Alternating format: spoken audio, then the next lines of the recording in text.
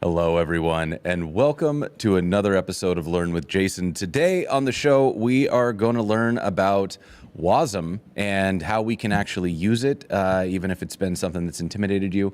And to teach us, we're bringing on Steve Manuel. Steve, thank you so Hello. much for joining us. Let me bring you up on stage here. How's it going, Steve? Welcome to the show. Thank you so much for joining us. Oh, super excited to be here. Thanks for having Uh, me. I am very excited to be talking to you because WASM is one of those things that I have been looking at forever. I think it is really cool, and it just scares the pants off me. So I'm very excited to learn about that. But before we talk about that, because I have a million questions, I want to talk a little bit about you. So for folks who aren't familiar with you and your work, can you give us a bit of a background? Sure. Yeah. I'm a software engineer, entrepreneur. Have kind of done startups for a long time. Worked for companies big and small, some of which you may know, Fanatics, Cloudflare. I worked on the workers team to kind of help build out that edge platform, which is kind of one of the real first kind of deep experiences I had with WebAssembly, and kind of one of the reasons why started a company to focus on WebAssembly and built this framework, which we'll get to talk about today, to make working with WASM easier. Because frankly, it's a bit of a low-level technology, and it can be a little bit challenging to get started with. And so yeah, I'm just a programming language fanboy. I've worked on compilers and distributed systems for the majority of my career, and yeah, just love writing code and software and everything about it. And WebAssembly to me is kind of like this next phase of virtualization, and it's a very exciting time to kind of start looking at this technology because I think it's going to have a pretty big impact on the future for software developers. Yeah, absolutely. So let's talk a little bit about like WASM in general is very cool. So if I can, I'm going to attempt a definition and then make sure that I'm right. So my understanding of WASM, which is short for WebAssembly, is that it's a way for us to take roughly any programming language, at least a wide swath of programming languages, and then compile them down into WebAssembly, giving us like an executable file, which means we can run it on the web. So it's sort of like saying, hey, Rust or PHP or Go, build yourself down into this .wasm file, and then I'm going to execute some like Go code in the browser. Is that roughly correct? Yeah, 100%. Everything you said is true. There are a couple other details that are, I think, important to call out. But yeah, I mean, the high level story is exactly that. Let's take code written in practically any high level language, high level meaning anything like above assembly, and create a new target for that code to compile to.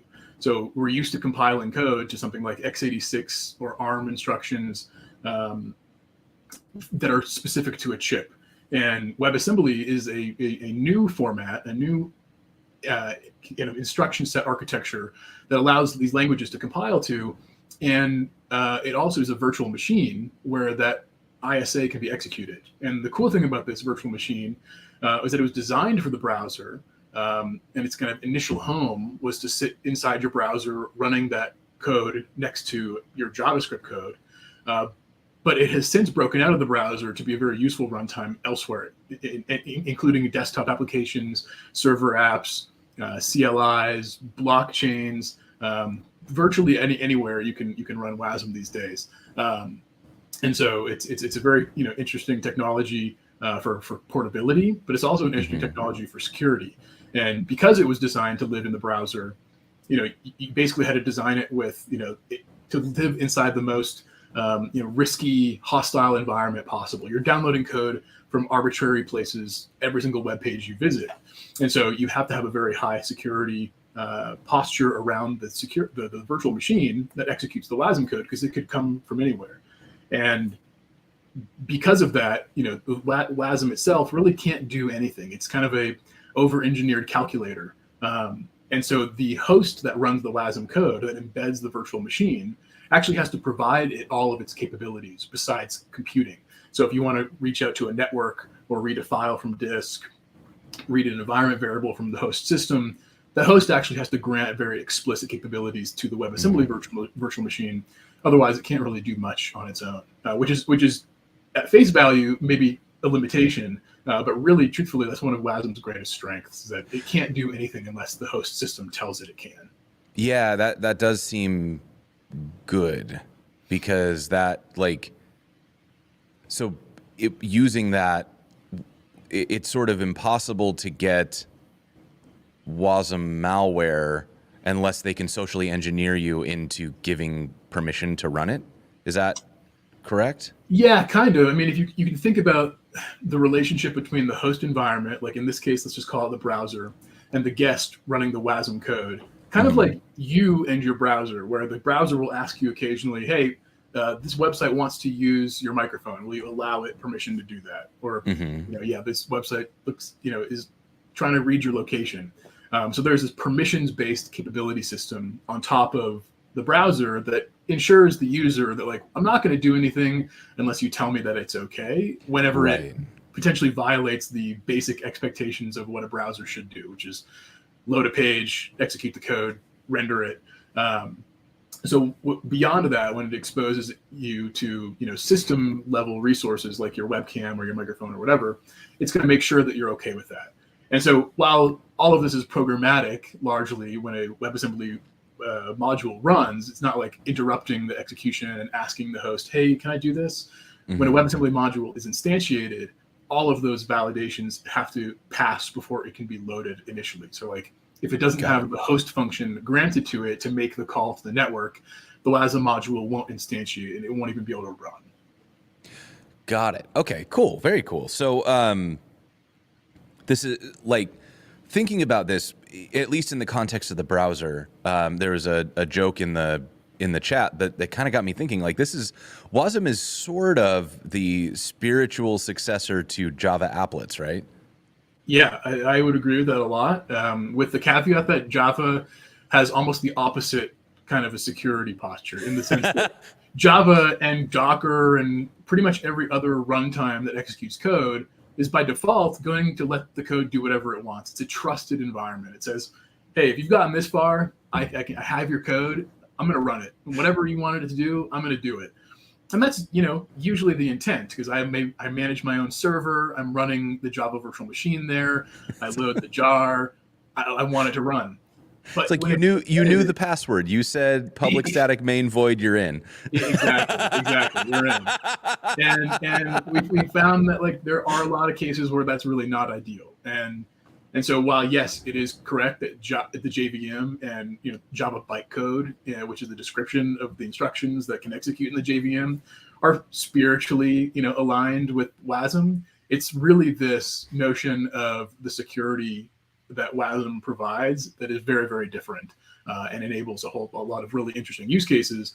One of which was the reason why we created Extism to begin with, which was for plugins. I want to be able to run code that I didn't write, that's untrusted, securely with high performance inside my application, without destroying the security of my system, without giving this arbitrary third-party code full access to the memory and the pointers and the functions inside of my app.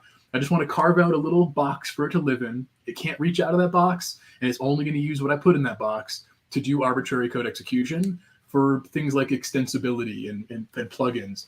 And so Extism was kind of designed around that use case. Now, people have started to use it for all kinds of other things, which is really exciting. But the unlock that WebAssembly's new security model has provided is that you can run untrusted code in process inside your app. And WebAssembly makes that reasonable to do. That's very cool. So the follow-up question I have then is less about the what of it and more about the how. Because when I start thinking about WASM, everything that you just said sounds very cool and also is sort of overwhelming, because when I start thinking about, okay, so first I got to have code that I want to turn into WASM. So, I'm already kind of thinking about, now I've got some Rust or some Go or something like that. And then I have to know how to turn that into WASM. And then I have to know how to put it into this like parallel machine alongside JavaScript, and then I have to know how to make those things talk.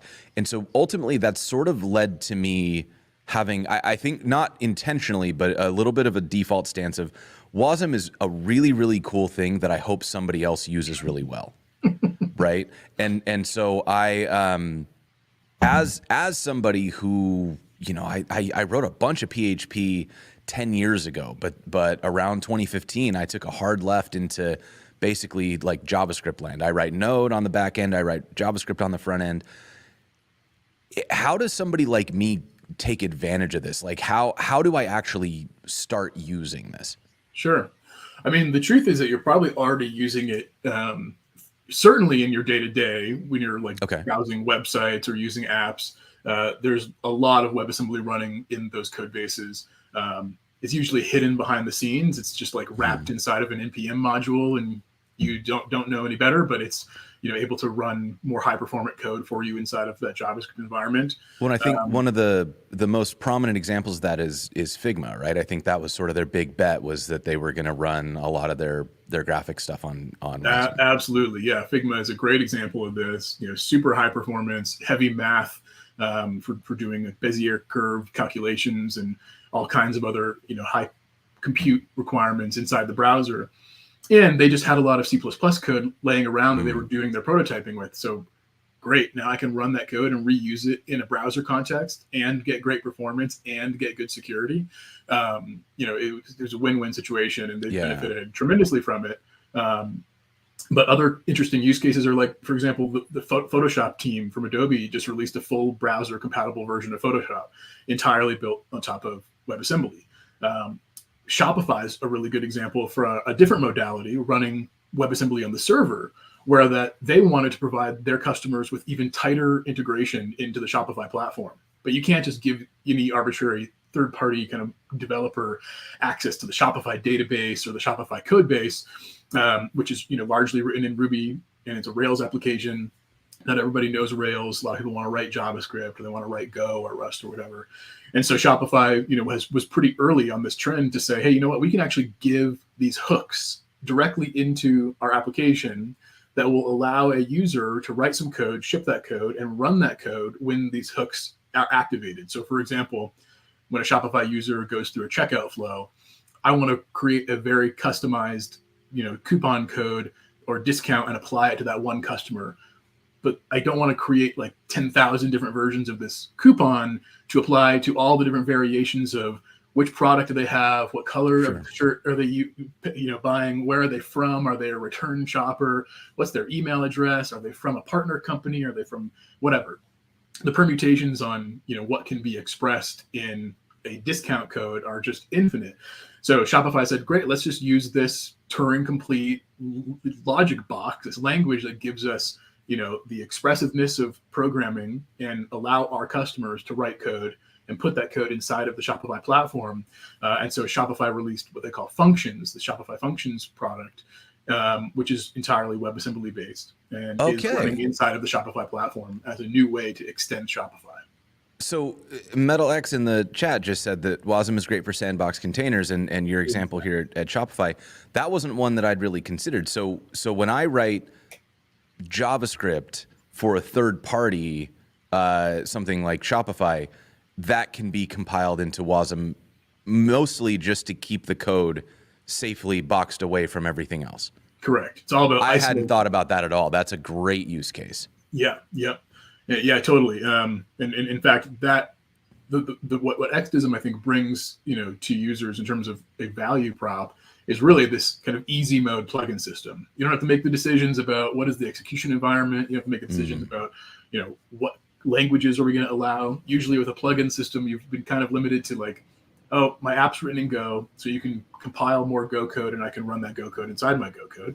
Or I'm going to embed JavaScript or Lua, which are these pretty lightweight, you know, scripting engines inside of the application, and they're just slow, or they don't have access to certain things in the host environment. And Extism makes it much easier to do that. So I think what we could show off later on today is actually like running these sandboxed containers of your code inside of some other code, and just kind of check out how easy that is, hopefully.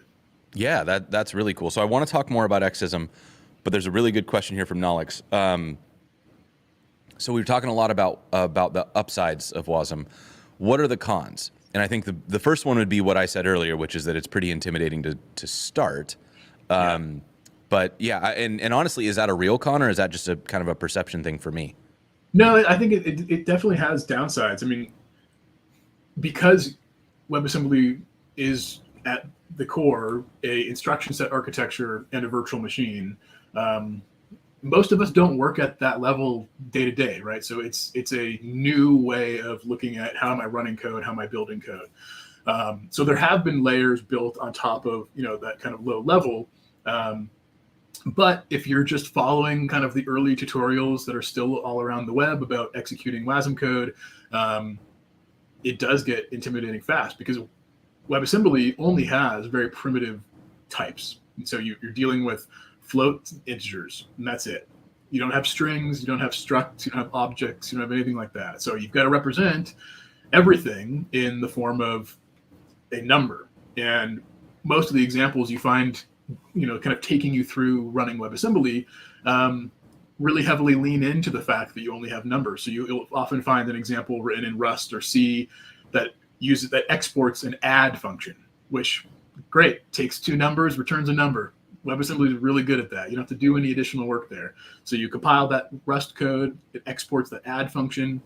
You go into JavaScript, you load the WASM code, you instantiate a module. Oh, it has an export called add, and it takes two numbers. Really easy. I pass the numbers from JavaScript into the add function. I get the number back. WASM worked great. Well, now how do I pass in like JSON or some protobuf data or anything that like an application developer actually needs to operate with?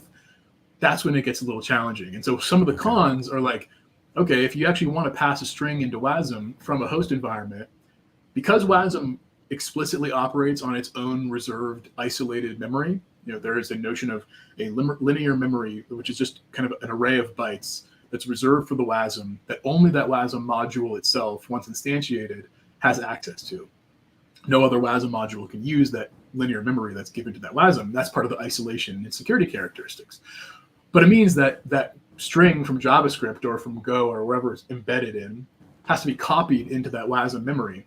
And so in order to do the copy, I have to, from the guest module, let the host write that string into memory. And then the host has to make sure it knows, well, how much did I write? So I have an address in that memory and a length of that string. And then everything is then this like pointer and offset pair in order to just like use a string. And like that's a very foreign concept to most developers today. And so I'm doing anything actively fighting. Example is tough. Like even hearing you talk about, I'm like actively fighting to keep my eyes from crossing because it's like it's heavy, right? Like having to juggle that type of information. It's just so it's a lot of things to keep track of to know what's going on. And this is one of the reasons that I don't do a lot of I ran away screaming from C++ and like my brief experience with Rust, I kept tripping over things like that where it was like I'm supposed to put something over here and I have to like like share memory and unshare there was a lot of things that were going on that were I'm sure I can obviously we can learn anything if we put our minds to it. But then I'm over here in my like happy free for all in JavaScript doing whatever I want. Nobody cares. And it's like, I kind of like that. Yeah, absolutely. Yeah, as soon as manual memory management is introduced, it's like, ooh, never mind. I'm going to go back to Ruby or JavaScript or whatever. And yeah, it's cozier over there for sure. So one of the other cons to WebAssembly, depending on your perspective, right? So if you're writing C or C++ or Rust and it's like performance is my absolute requirement, you're going to see about 20 to 30% performance degradation when you compile that same code and run it in WASM. So there is a hit you take to run code in WASM. And that's because it's virtualized. I mean, it's not running directly on the chip, it's running inside of a virtual machine. There are some runtimes, notably WASM time and WASZero, in Rust and in Go, that will actually take the WASM code and compile that to native. So they'll translate the WASM bytecode and compile it to ARM instructions or x86. So it runs near native speed. It just depends on the environment within which you run the WASM code itself. And that's actually one of the other problems, is that like there are some very nuanced inconsistencies between where do I run the WASM and how is it going to behave, or how do I execute it, or which language should I use to compile to this WASM code, because it might have a slightly different interface to initialize that code and set up the runtime, right? So like if you compile Go code to WASM, Go has a scheduler and a garbage collector and all this other runtime code along with your code. And so that has to be compiled into the WASM as well, and it has to be instantiated. So there's all these other kind of like interesting little nuances between language to language and runtime to runtime that can kind of cause some problems sometimes. And one of the ways I like to describe Extism is that it's kind of like jQuery for WASM, like where jQuery in the past helped you smooth over all of those nuances between the browsers. We didn't have fetch forever. It was XML HTTP request or XHR HTTP request. And it was different. It behaved differently in IE, in Firefox, in Chrome. And so like jQuery presented this universal interface that you could program against, that behind the scenes, jQuery would say, oh, you're actually in Firefox. We're going to do this instead of that in Chrome. And so Extism is kind of like this abstraction layer that hides all that nuance behind the scenes for you. So you just don't have to worry about it. If you can compile an Extism plugin, you can run it in an Extism host, and you're not going to deal with those minor nuance complexities. Very cool. I think this one's a quick question. How does garbage collection work in WASM modules? It's a quick question that could have a very long answer. There are two ways, right? So the first way is, like I mentioned, with that Go use case. Go has a runtime. It has a garbage collector. The garbage collector in Go is actually compiled into the WASM module itself, and memory is reclaimed for you automatically in the WASM instructions, because those WASM instructions are the GC code from Go's runtime. There's the second option. And the first option is also used in all the other dynamic languages. So if you can compile Java, or you can compile JavaScript or Ruby into WASM, it's also going to have some form of its own garbage collector packed into the WASM binary. And the side effect of that is that the WASM code is large. So a Go binary with a runtime in it could be a few megabytes. It could be 10 megabytes, just depends. The second way is a standard, which is emerging by the W3C and the group working on WebAssembly. And it's called WASM GC, and it describes an interface for a WASM module to handle memory management without having to bring a GC along with the WASM. So the host will have an embedded garbage collection mechanism so that it can be shared amongst all the WASM code that's compiled. So you don't have to bring your garbage collector with you when the WASM code gets compiled. It's going to be available. And so that'll enable things like better string management and reference handling, and will make languages like Java easier to compile to WASM when there's a garbage collector involved. Very Definitely cool. more ideal. Excellent. All right. So I have 9 million more questions, but I think it'll be easier to look at them than to try to talk about them in the abstract. So let me switch us over into the pair programming view. And first and foremost, let me just drop a quick link to your Twitter for everyone. So for anybody who wants to follow up with Steve, you can find him right the heck no, not that. Get that out of there. What, it does this thing where it's like, I'm going to copy a link. Just kidding. I'm going to copy a different link. This is the one. This is the one that we want everyone to look at. Hey. And then we were talking today about Extism and also just about like WebAssembly, right? So WebAssembly itself has a whole website that you can go and look at if you want to dig into the underlying bits. And then Extism, I don't think I actually asked you for a high level, what is Extism? We just sort of started talking about it. So what's your elevator? You said jQuery for WASM. Yeah. And so let me see if I can, based on what we talked about, let me see if I can elevator pitch this. So it's jQuery for WASM, meaning I can take something that I want to convert to WASM, and instead of having to learn the specifics of compiling C++ to a WASM module, and then the specifics of loading a WASM module into the environment that I want to load it in, say Go or JavaScript or whatever, I would instead use Extism to both compile any of the languages that I see here on the screen into a WASM module, and then I can also use Extism to load a WASM module into any of the host environments that you support. Is Correct. that correct?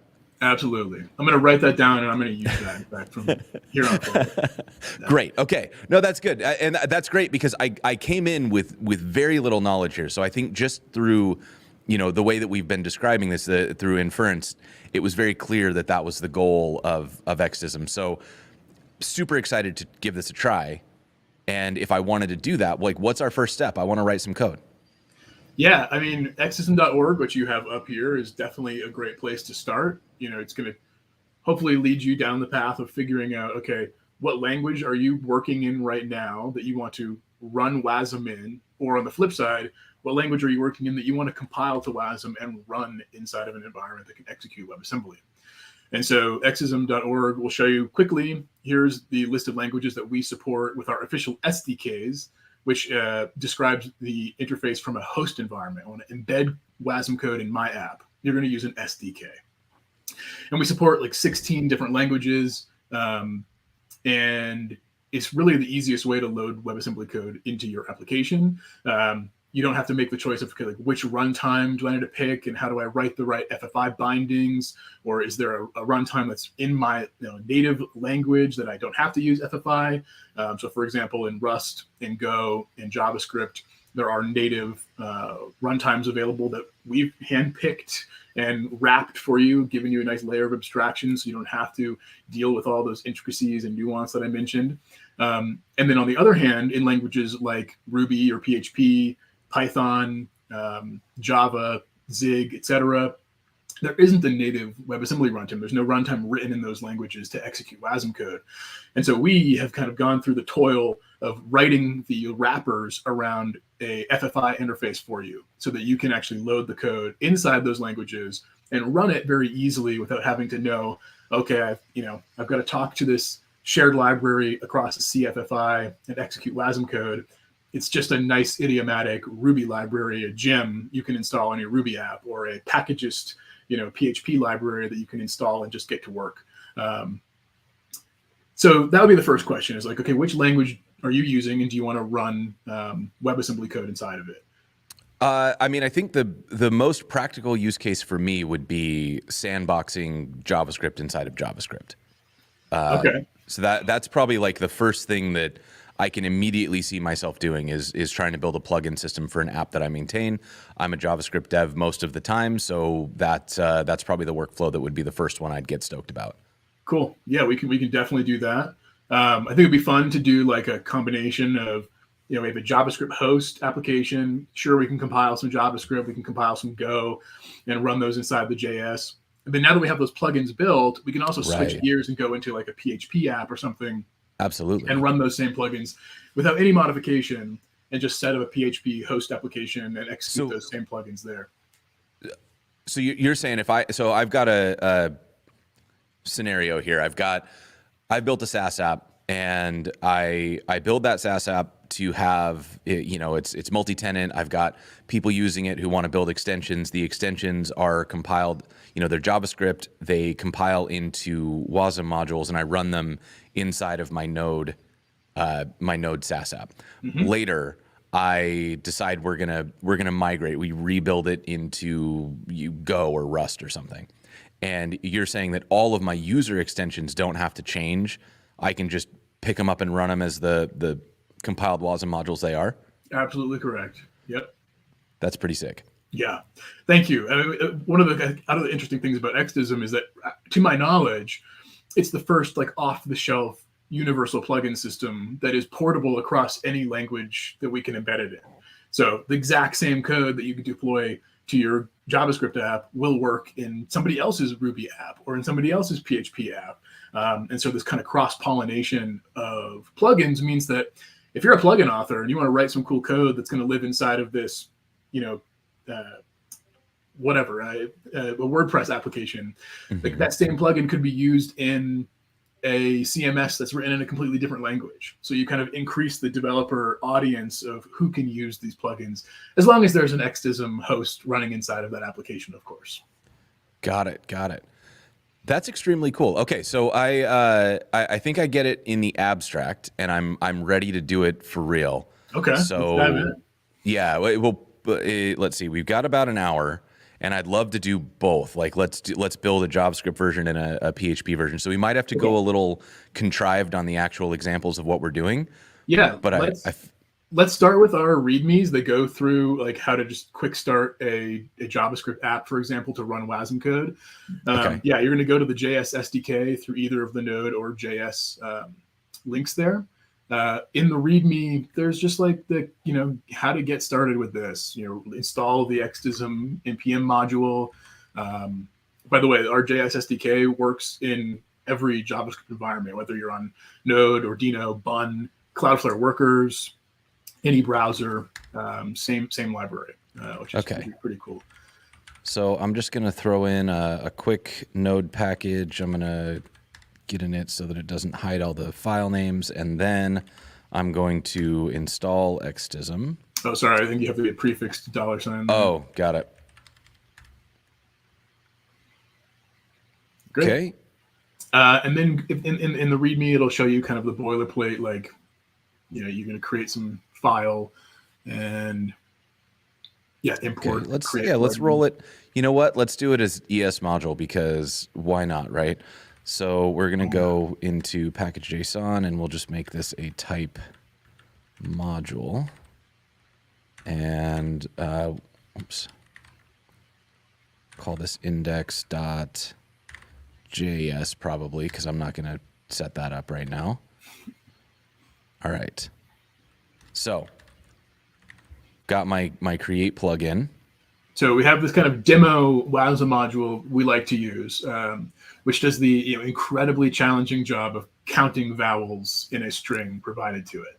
And the reason why we use this demo, not only does it kind of like test a number of the things that we have to build into the runtime, to the Extism runtime, but it also shows that like passing complex data types beyond the numbers that WebAssembly by default supports is really, really easy. So I would just copy that straight up. You can use a URL, which this showcases as the source of the WASM code. You could, of course, also load it from disk if you have your code locally. You could have a byte array of WASM code as well.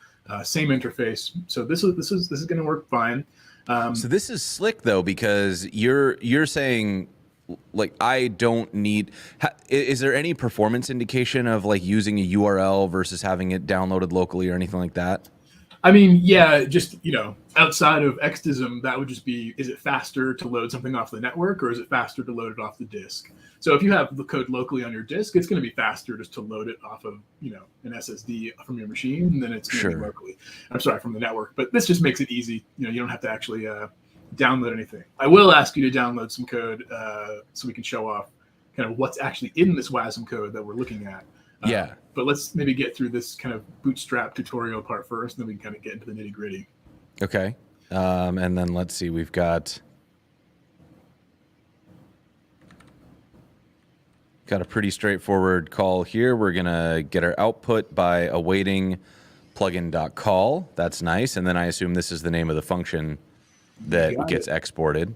Yep. And then input, and our input can be, it looked like there was a format for this probably. It's just any string. You can pass in, hi, my name is Jason, or something like that. It's just the got it. It's the string we're counting the vowels of. That makes sense.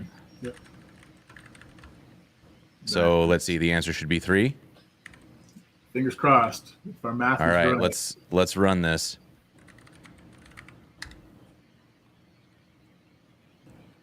Look at it go.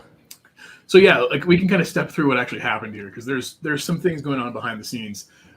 Namely, when you create the plugin, there's this configuration object that you can pass, and use WASI is one of the options here. WASI is short for WebAssembly System Interface, or WebAssembly Standard Interface, depending on who you're talking to, and it basically describes ways of giving WASM this, remember, an over-engineered calculator, additional capabilities. And in this case, this code doesn't actually need WASI because all it's doing is reading the input from the host, running through a string counter and checking if a value in that string is a vowel or not, and then returning back some JSON. But if I wanted to go and like make a fetch call, if I wanted to do anything with the system's resources, I would need WASI. So just a call out there. There are some other configurations here that we can look at in the docs, but I think for all the code we're going to use today, we shouldn't need to do any additional configuration.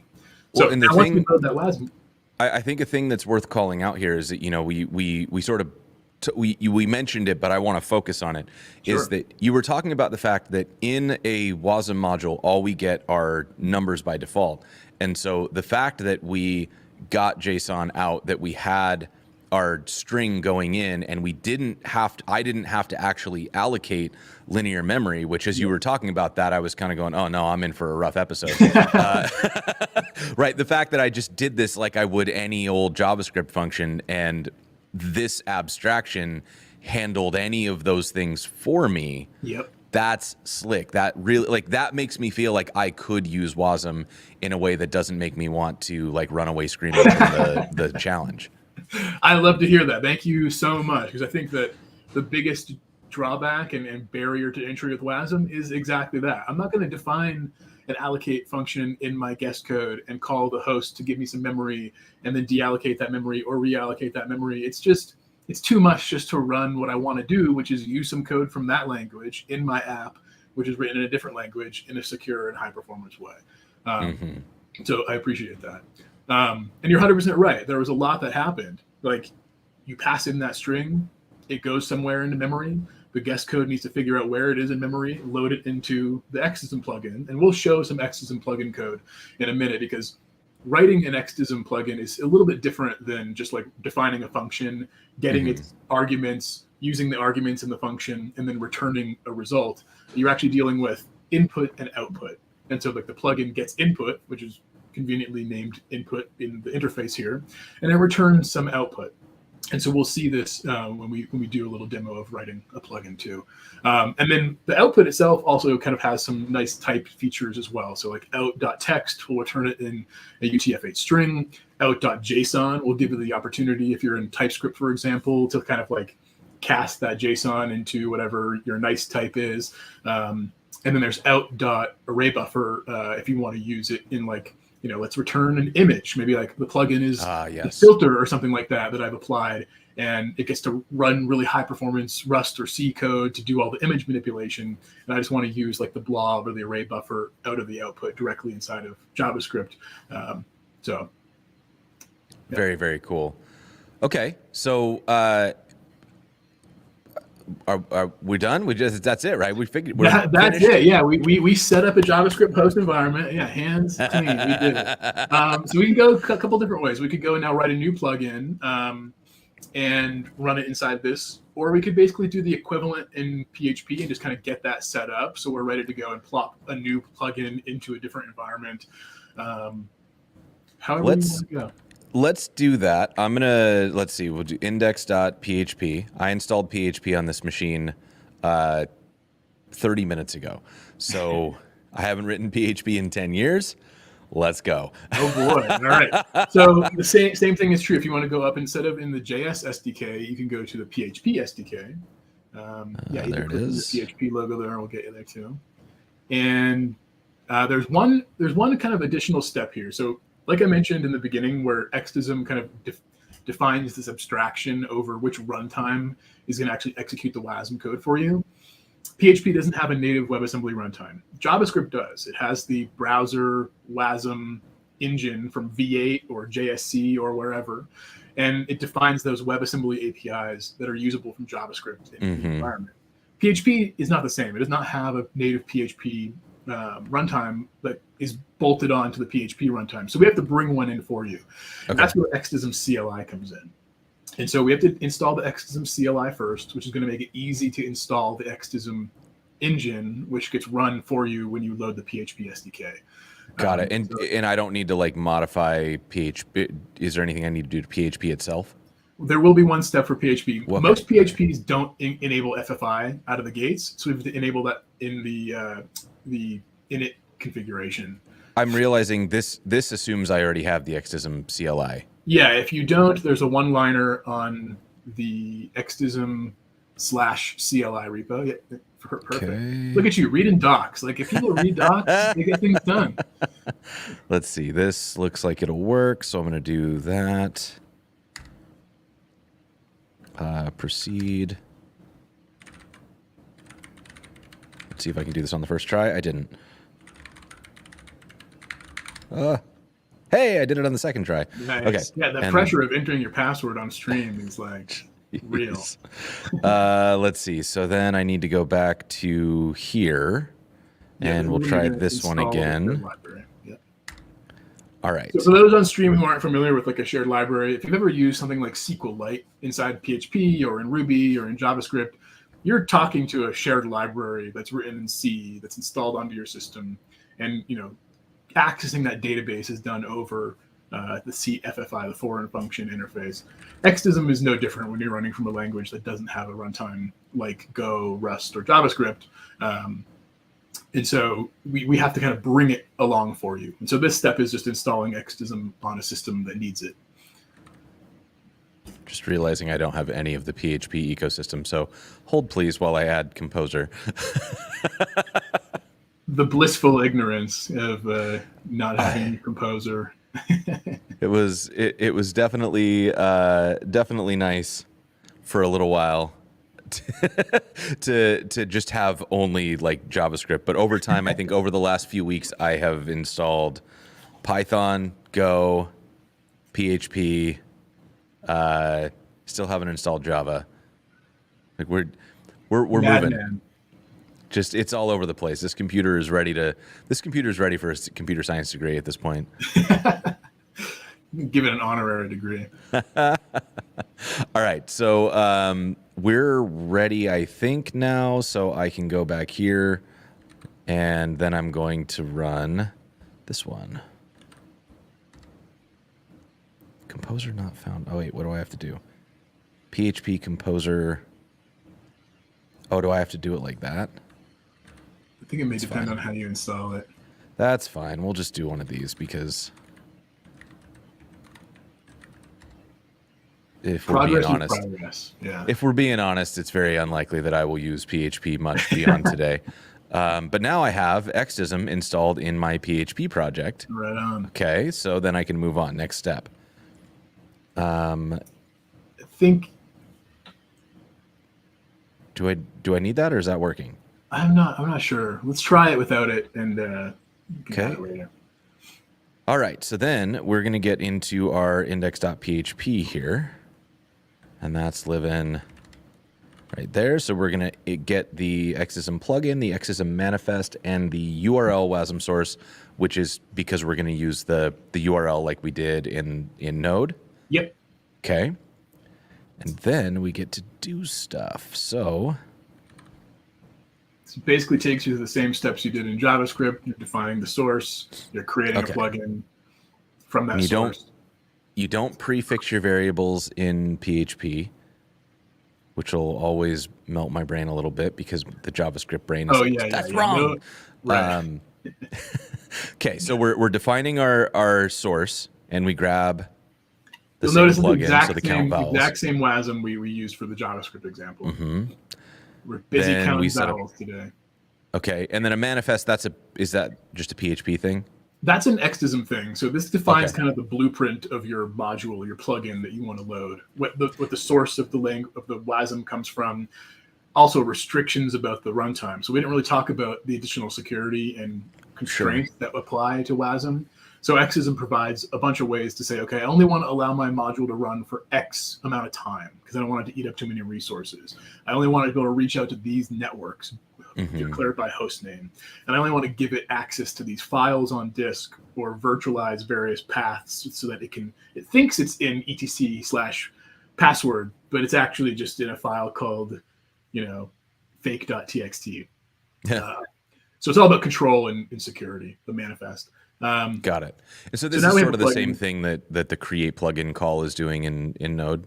Yeah, exactly. And Okay. instead of just taking a URL, you could pass in an actual manifest Got to it. define the plugin in a more sophisticated manner. But for demos, the URL works great.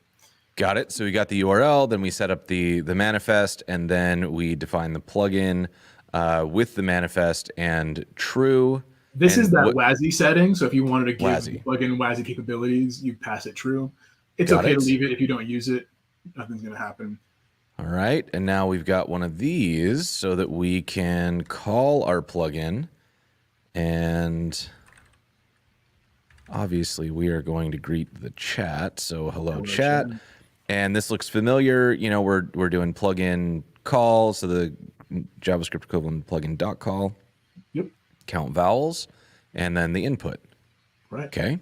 And then I just want to print this. How do you print? So I think you can just echo it out. You can just do echo. And Echo then is, that's dollar right. Output. It's been so long since I've written PHP that I was like, where's the dollar symbol?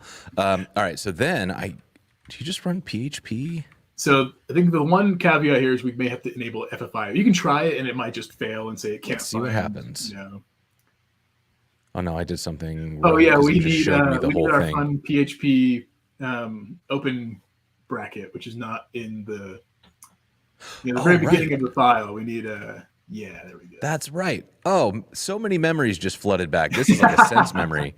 Holy crap. Okay, so then we're gonna run this, and it says URL WASM source. Scroll up. Not found.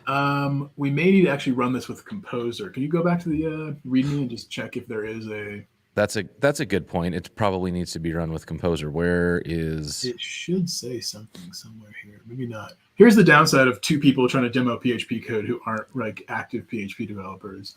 No, I mean, index.php should work. If you go back up to the repo in the GitHub Actions folder, you can see an example of this code actually executing. Example. Maybe there, but it would be in the GitHub Actions, into the .github directory. Oh, here. Yeah. And then workflows, ci.yaml. There should be a test here that actually PHP runs. test. Checkout. Of course, it's make test. So it's in the make file. In the make file, which is here. PHP vendor tests. Composer install. Then it just runs test. And then it does. Oh, it just runs the tests. Okay. Okay. Yeah. All right. We can do this. We can do this. Let's just switch back to JavaScript. We'll focus on JavaScript. I'll get some help from the person on our team who does the PHP, and then see if they can figure out what's going on. Okay. So let's go and the problem here, to be clear, is that we don't know how PHP works. Not that this isn't working. Yeah, I should have been more involved writing the PHP SDK. Unfortunately, I was not. Or fortunately. Yeah, depending on how you look at it, I guess. Yeah. Is there? It doesn't just say like how to do stuff. So yeah. All right. Back to JavaScript for now. Fun JavaScript. So okay, we're gonna write a plugin though, right? So let's actually like think about the other side of the coin, which is how do we write our own plugin? And I think one thing that is useful to look at here is actually to download that count vowels plugin, and we're going to open it up in a new tool to take kind of an analysis of WASM code. I did just realize that your logo is like a metal band poster. Yeah. Which is well, wonderful. The reason for it is because like running untrusted arbitrary code inside your application was like not a safe thing to do. Nobody would do it.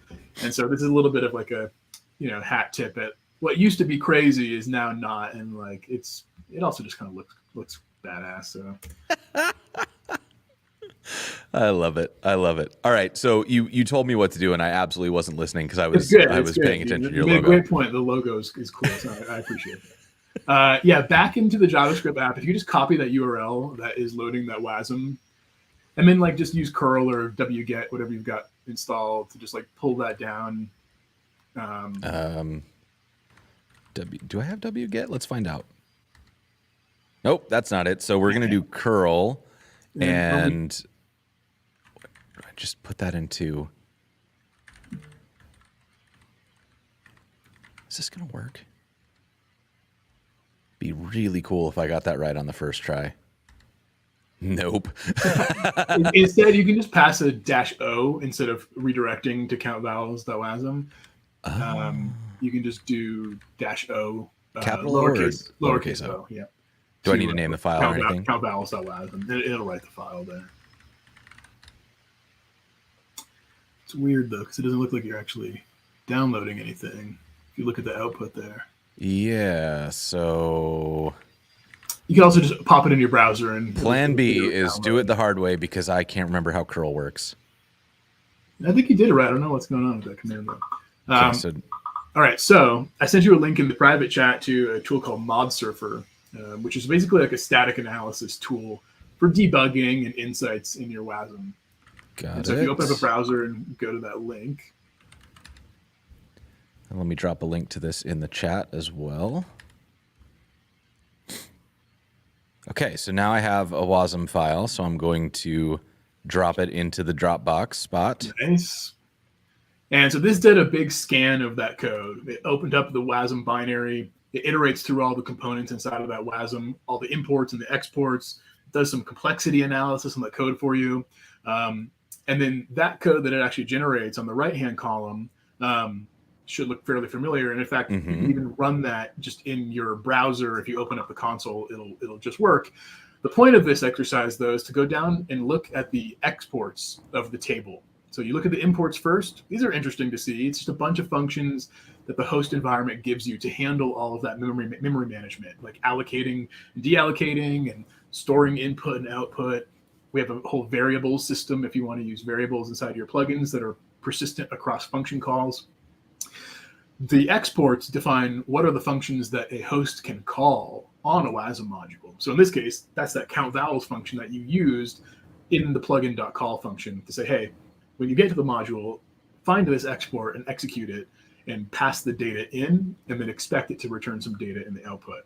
So this is a handy tool to look at what's actually in my WASM and what functions can I call that this thing exports to me. So we'll use this again after we write our own module, which will define its own export and just verify that it's actually there. We can call it the right way. Got it. And we can see that this was written in Rust, which is also kind of cool because we just ran some Rust in the browser and I didn't even know. That's right. Exactly. So let's switch. And I have a little Go example that we could just use, and I can kind of talk through it. Up to you if we want to write something from scratch. We've got to come up with a new idea. I'd have a pre-canned one, but I think it's kind of fun. But yeah, if you've got a canned one, let's roll. Yeah, I think we're coming up on time too. I don't know what you're. We've got about 30 minutes before we'll have to start winding down. Perfect. I think we can get this done. No problem. So I can give you some code. I think it's going to lose its formatting in our chat, but that might be okay. So I've got auto format. It's going to be great. Okay, all right. If it doesn't work, I can plop it in a gist and share the link. But yeah, I totally. Just totally madness, but that's totally fine. What kind of code is this? So this is going to be some Go code. Okay. And we're going to use the Go PDK. So the other side of Extism is the PDKs. We talked about the SDKs, where you load a plugin and you run plugin.call, which allows you to run WebAssembly code in a variety of different languages. What did I do wrong here? Well, yeah, it just lost all its formatting.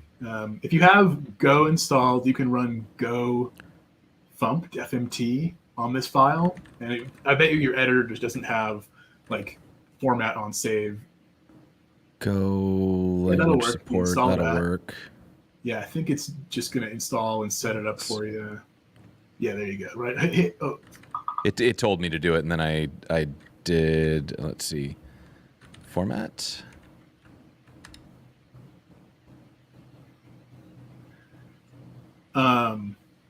It may, if you click the extension that you installed and go to like its extension page, Oops. Extensions. Like on the right-hand side where you have the extension marketplace. Yeah, you just like uninstall it and reinstall it, and then that little question to prompt you will prompt you again to say, do you want to install the other tools for Go?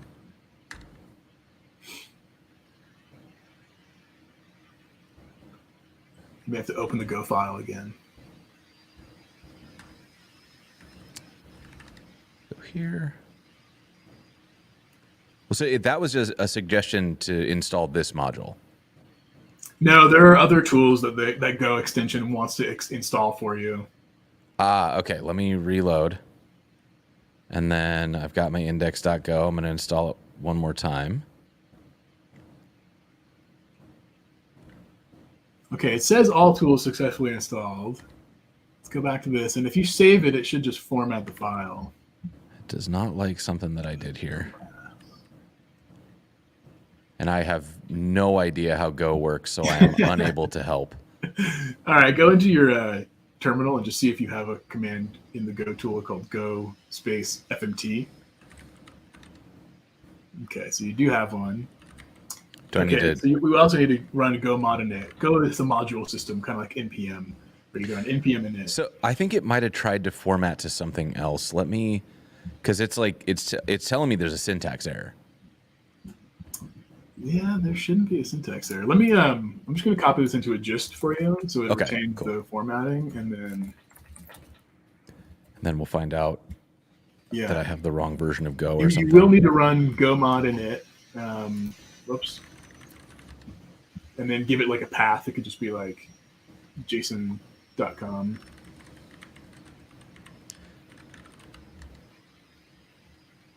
Okay.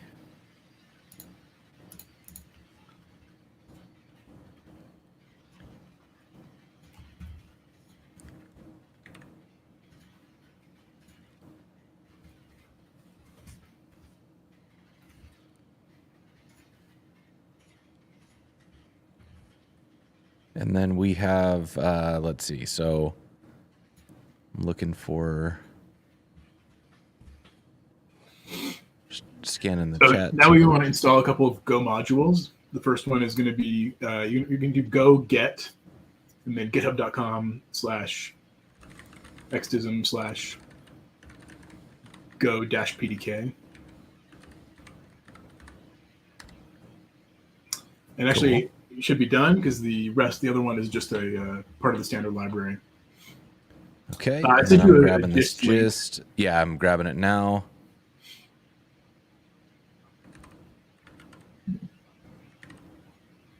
Cool. Stop yelling at me. I've done nothing to you. Okay, but we're okay now, right? I think so. If you do ls in your terminal, you should have like a main.go and a go.mod. Yeah. Okay, and I just called this like index.go. Does it need to be called something else? Oh, yeah. No, it could be called index.go. Okay. I wanted to see how many index files we could get up to by the end of this stream. Yeah. Love a bunch. Okay, so yeah, let's just walk through this code real quick because this is going to talk about a couple other things about Extism that are useful, that are part of that abstraction layer I mentioned. So if you scroll up to the top of the file here, the first thing you'll notice is we're declaring this type. And so what this code is supposed to do, the Go standard library defines like a really kind of, I think it's a helpful way of formatting times. So if you have a time in some other format or in just nanoseconds or whatever, Go has this library in the standard library, the time package, that makes it easy to reformat a time into some like more human readable string that's just kind of easier to use. And it's a pretty nifty little thing, and it's unique to Go. But one of the cool things about Extism is that we can share code across languages. So I can actually repackage that library from Go and use it inside of JavaScript. And so what this JSON time struct does is it just says, okay, this is going to be the input to the plugin. I'm going to take a time, which is written in JavaScript, and a format which describes the way I want to reformat that time and print it back out from the plugin. So that's going to be our input that we're going to pass to the plugin. And then we define this function called format. And you notice there's this magic comment above it. This is a Go thing. This is how Go says, export this function to the environment as a symbol for something else to execute when it wants to call my shared code. So by adding this line up here, when we compile this Go code, there will be a function in that export table called format. And all Extism plugins share the same function signature. They take no arguments, and they simply return a 32-bit int as just a number which acts as an error code. So you probably used command line arguments in the past, like I return something, it gives me a 1 or it gives me a -2 or whatever. That is an error code that says, hey, it was a non-zero exit code, this thing failed. Extism gives you that same kind of little escape hatch to describe an error. So in Go, you can unmarshal JSON into a type that you've defined. So the first line says, here's the type. I'm going to declare a variable called t, and it's of the type JSON time, which we just looked at as the struct above. Then we have a PDK helper function. This is from Extism's Go PDK that says, I want to get JSON input from the host and load it inside my plugin. This abstracts all that memory management stuff you'd have to do otherwise. It also says, just give me the variable you want me to deserialize that JSON into for you automatically. So this is going to take that T, JSON time, convert the input as JSON into the JSON time struct for us. Okay. We have some error management next, which is probably familiar to Go programmers. But in this case, we're going to tell the PDK, hey, we have an error. I want you to be able to tell the host environment exactly what that error is and kind of bubble it up to the host. And then we return 1 just to say this is a non-zero exit code. Yeah. Yep. So that is pretty straightforward. The actual code is now taking the Go format function, which is in the standard library, and formatting the string to whatever the specification that the user who's calling the plugin wants to reformat it to. And we'll do a demo of this in the CLI, and then we can do a demo inside of JavaScript too. Okay. So what we've done here, though, is also important to look at. There's this output string function. This also says, take the string from whatever I'm using in my Go code and pass it back to the host as the function's output. It's not a return value, though, because we don't return the data from the function. We actually return an error code. Right. We return like nothing went wrong. Exactly. Yeah. Because the function in WASM can't return a string. It can only return a number. So we are actually instead writing that string to memory in the host, and then the host knows where to find that output because we've used this helper function. So, got it. And so this is the stuff that like this is why Extism is valuable, because if we didn't have that, I would be responsible for writing it into some memory, and then I would need to know how that goes across boundaries to then extract it later. Okay. Exactly. So, I mean, this is sort of like, I feel like the side-by-side of how you would do this without Extism is probably the selling point, because even hearing you explain what it would take to do, you know, the memory allocation and stuff, I'm just kind of like I can feel my eye twitch. It can be pretty tough. And in fact, we have a really good blog post about exactly that, kind of the side-by-side. What is raw WASM passing complex data compared to Extism? And I just shared it in the private chat. If folks are interested, you can actually see what you'd have to do on your own to write complex data into memory and read it back from the guest and pass it back and forth to the host and all that stuff. And it's doable for sure, but it's a lot of code that you probably just don't want to write if you're just like trying to load some WASM and run it. Please no. There's one other thing that we should mention when it comes to compiling Go code in particular. You can certainly use the standard Go toolchain, but like I mentioned earlier in the call about Go's runtime adding a bunch of size to the WebAssembly module, there's an alternative compiler called TinyGo, which was first designed to take Go code and run it on microcontrollers, tiny little devices. But they have really great WASM support too. So we recommend using TinyGo when you're compiling Go plugins. Over time, the Go standard toolchain will certainly improve in terms of its ability to compile smaller WASM binaries. Mm-hmm. But for now, TinyGo just does a better job. And so I think we talked about installing TinyGo. Yes, I have it. Okay, great. So you're going to run. Oh, wait, if I spell it right, I have it. Hey, there we go. So TinyGo has a build command. You run TinyGo build, and then you pass that -o to tell it where you should output the binary. So you can just type it as like format.wasm. And then you have to give it a target because we need to target WASI. And is that like -t --target? -TARGET -target. Okay. And then space WASI, WASI. Okay. And then we're going to do index.go, which is the file to build.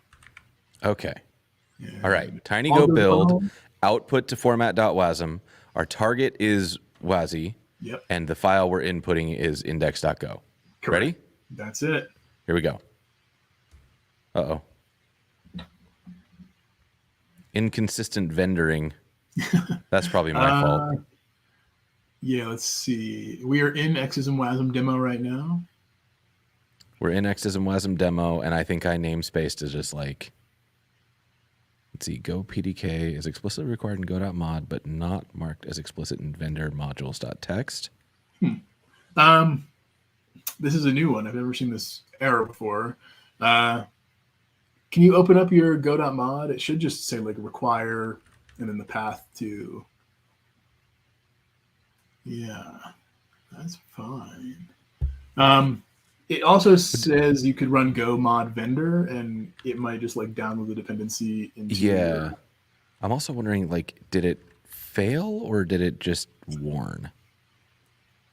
It failed because we don't have... Okay, so let's do go mod vendor.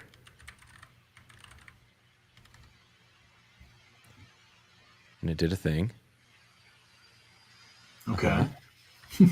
Try again. And okay, it's taking a little longer. That's good. It's a good sign. Oh, I wonder if it was like, it said it was out of sync with something in here, so maybe it just needed to have a talk. Okay, so now we've got that.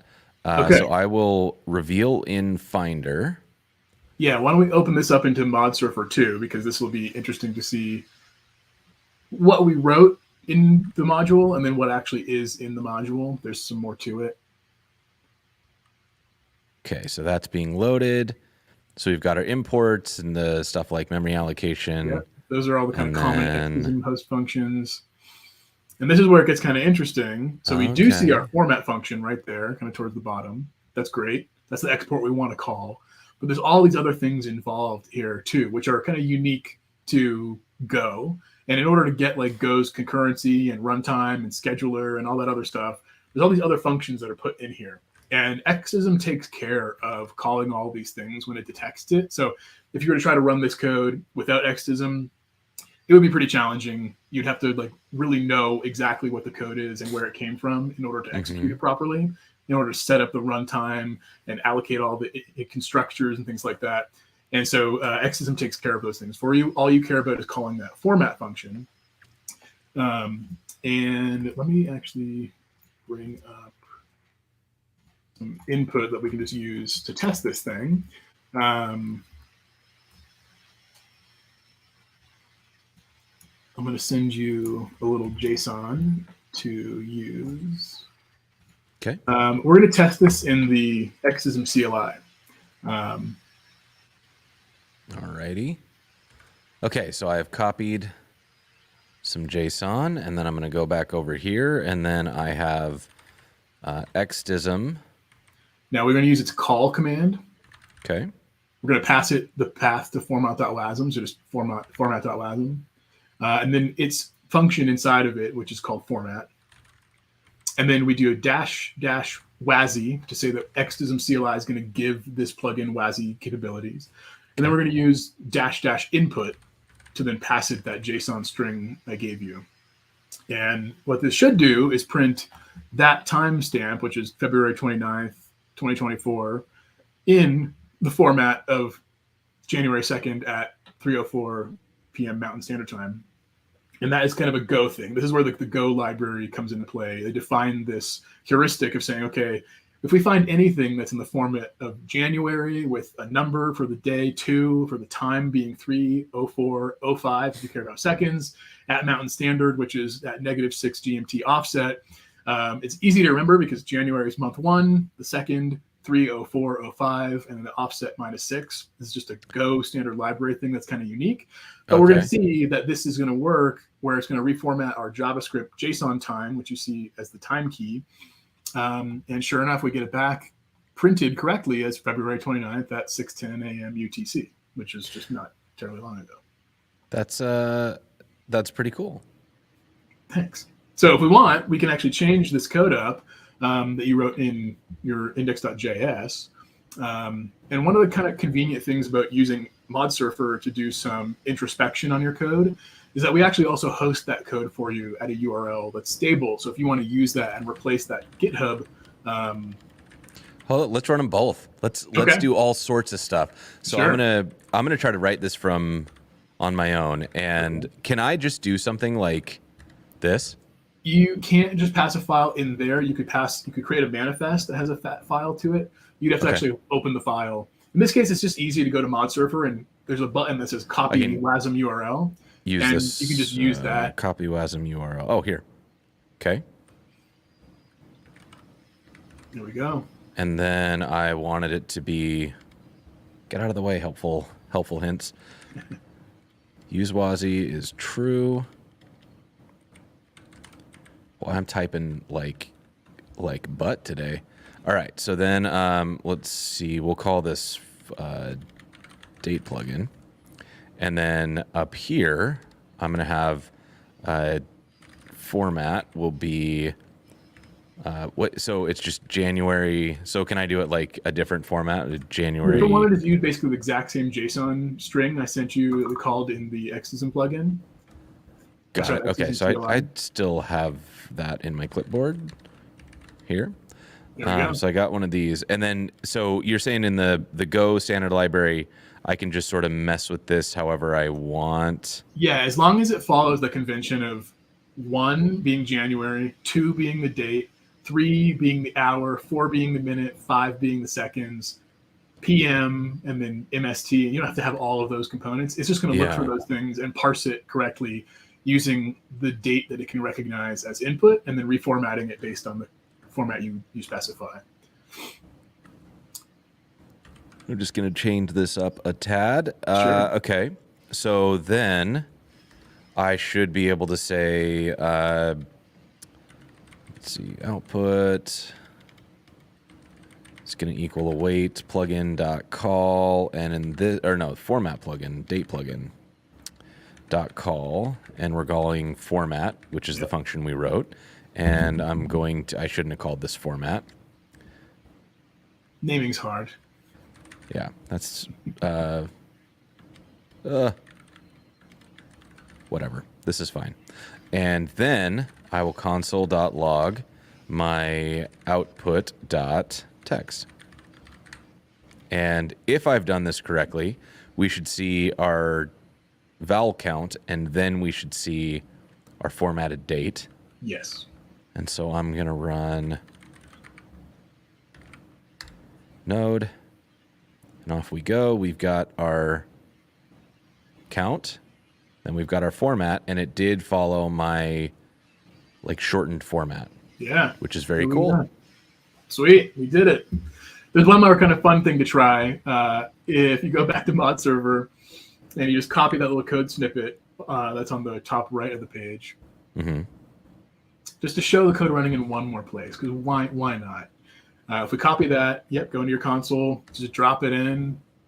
And then the only thing is I'm going to use different format to like use that same, a different input, use that same JSON string. Right. Yeah, you're right. I should have. No, stop. That should do it. There we go. Look at it go. So we've moved a bunch of code around a bunch of different cool places, which I think is a lot of fun. And this is executing safely, like. Yeah, fully isolated from the JavaScript host, from your browser. It's running in its own little sandbox inside of the VM that your browser's running. It's running the WebAssembly VM, which is inside the V8 engine inside of the Chrome browser. And it has no additional capabilities or access. It can't read any secrets or local storage in your browser. It can't do anything nefarious. It's just running the code you tell it to run, and that's it. That's pretty slick. And if we could figure out how PHP worked, it would work there too. Yeah, I'm disappointed. That one should have worked. I apologize for that. Wait, But hold yeah, on. exactly. We have a minute. How to run PHP with Composer? Is there like a how to run PHP code using Composer? I don't like whatever that is. I'm pretty sure like PHP index.php should have worked. I just want you to do the thing though. Ready to use it? Whatever. It's fine.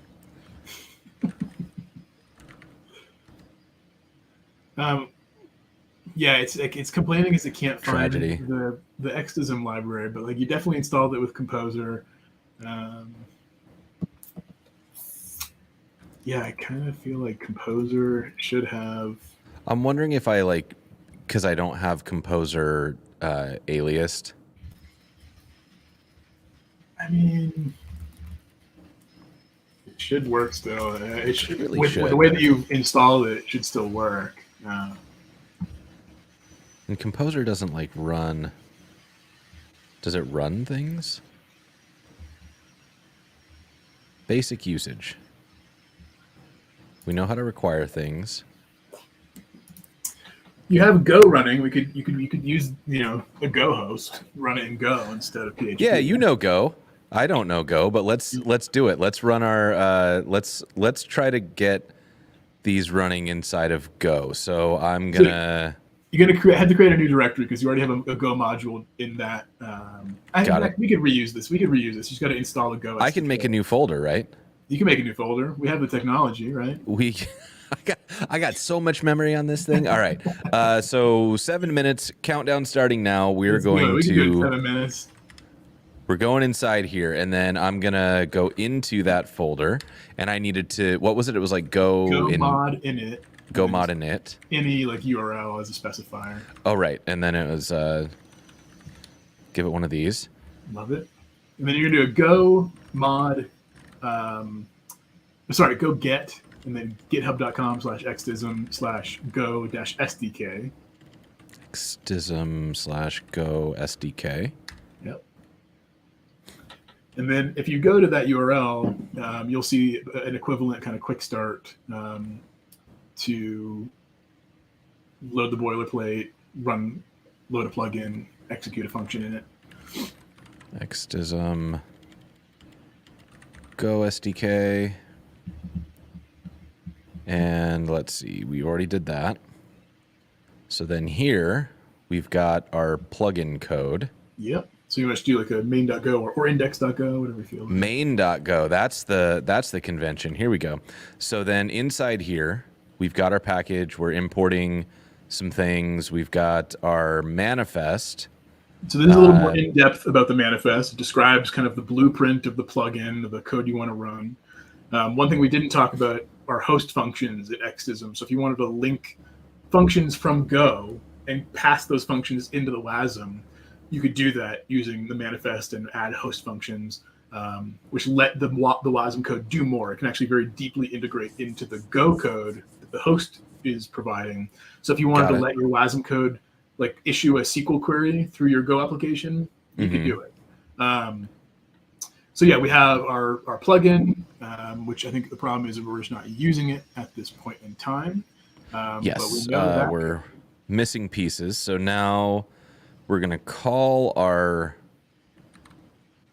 code inside of main. So down at the bottom, I assume.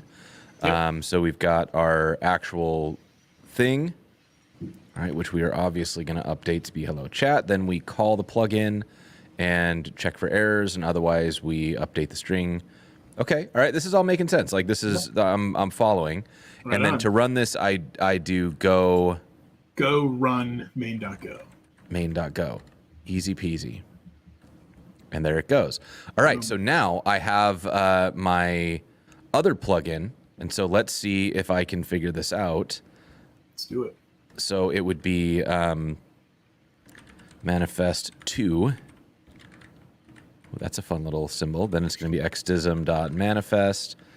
And, oh, no round boys for the It's chaos. It's chaos. Okay, I can do this. So then I've got my extism.wasm, and then we pass in the URL in this case, and it's going to be the one that we copied from here, the mod surfer. That's the one we wrote. Why are you mad? It just needs a 'Cause comma. it needs a comma. Yeah. Okay. And then you need a comma. All right. So then down here,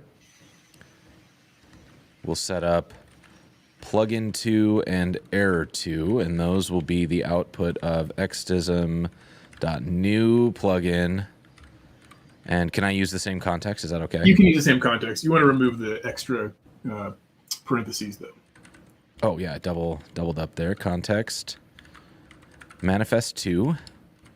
And what was this thing? Config. You can reuse the config, and you can pass Okay. an empty nil slice of the host functions. Oh, is that what your username is? That's where it comes from. Got it. Okay. All right. And then down here, I'm just going to copy paste this part because I don't really care. Yep. Okay. And then down here, we're going to... is it okay to... You can copy this that doesn't whole, return, does it? Nope, it's not going to return. You can just, yeah, exactly. Okay. And it's a byte again? Yeah, the input to all Extism plugins is an array of bytes. And the idea is that if you could just... We provide a very low-level interface to that, so you could build other abstractions on top of it. So if you wanted to create a nicer way of wrapping an Extism plugin in like your own Go function, you could pass numbers and strings and structs. As long as you can get to bytes when you call the plugin, you're good. Got it. What is the convention for like a JSON string? Do I need to double quote and escape everything? Do a backtick. Just like in JavaScript, you can do a tick mark. Yeah. Got it. Now what are you mad about? You might be reassigning. No new variables on the data. left side. Yeah, Data so you can just delete 2. the colon. Yeah, or data 2. That works too. All right. And then I have my exits and outs. We'll do plugin 2 call, and that one's going to be format. Oh, format.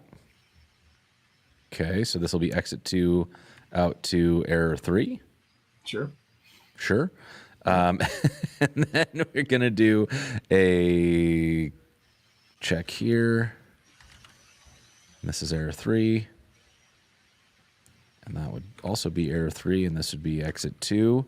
And then finally, we response string out 2.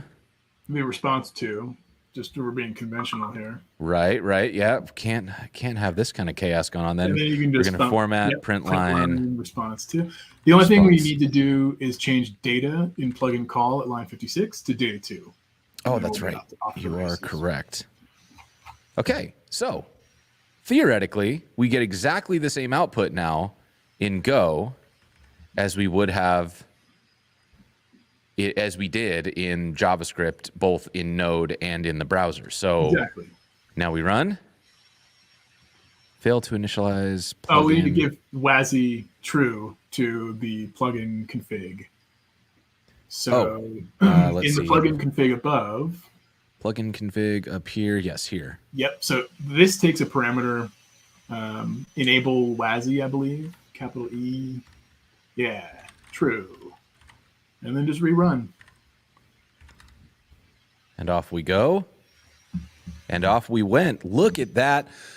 I just wrote Go code so poorly, but it worked, and I ran WASM in there. So I'm like kind of shocked, honestly. Yeah, man, you killed it. You did great.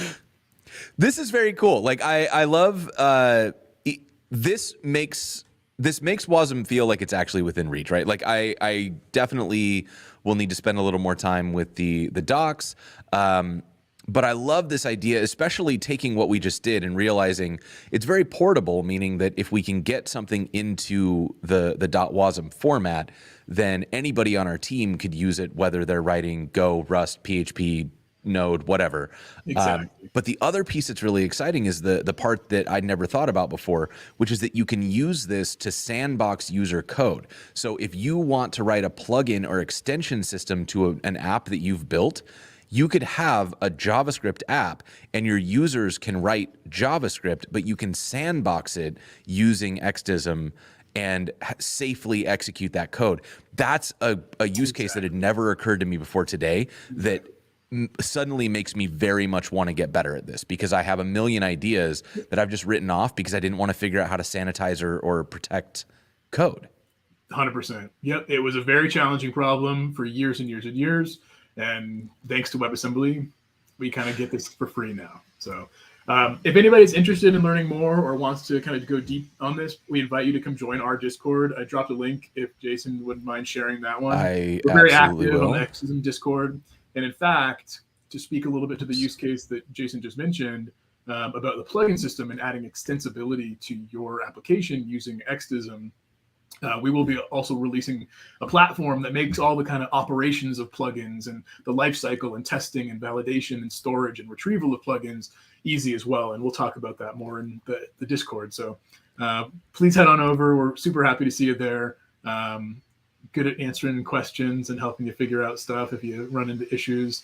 But yeah, this was awesome. Thanks so much for having me on, Jason. Of course, yeah. So let me drop another link to your Twitter. So if folks want to follow you there, I'm going to link to, I think I'm just going to link to the Extism homepage one more time, because that'll have links to all those SDKs and PDKs and all the things you need. You've already got a link to the Discord, so make sure you head over there, and then make sure you check out our sponsors, NX and Netlify. And today, for the last time, thank you so much to Vetsu Code, have made the captioning possible. So we've had Diane from White Coat Captioning here with us all day, making this episode more accessible for everybody, which I very, very much appreciate. So, go click on a couple of these links. Let these sponsors know that you noticed them and that you heard about them from me. While you're checking out things on the site, make sure you go and look at the schedule, because we have just an absolutely wonderful schedule coming up. I'm so excited. We are going to learn about React Suspense and GraphQL. Haven't looked at GraphQL in a while. React Suspense is something that I've seen but haven't really used. We're going to do stateful serverless, which I didn't think was possible, but Sunil says it is, so we're going to learn about that. And then we're also going to learn about the challenges of async await in JavaScript. And I had a little prelim call with Charles. This stuff is pretty impressive. So, every single one of these episodes is going to be a blast. Make sure you mark your calendar so that you don't miss any of these. You can get on the Learn with Jason Discord. You can sign up for the newsletter. You can add it to your calendar, whatever makes you happy, and make sure if this episode is helping you learn, you're enjoying it, that you subscribe on whatever platform you're on, preferably YouTube. You can always join the channel if you actually want to throw a few bucks after the cause. And, just share it with your friends. Hit the like button. It means a lot to me, helps me continue making more of these. Steve, thank you so much for spending some time with us today. Any parting words for the chat? Hey, just use WASM, explore Extism. It's a lot of fun. Learn as many languages and use them all. Love it. Love to hear it. All right, y'all. With that one, we're going to call this a huge sandboxed win. Thank you so much. We will see you all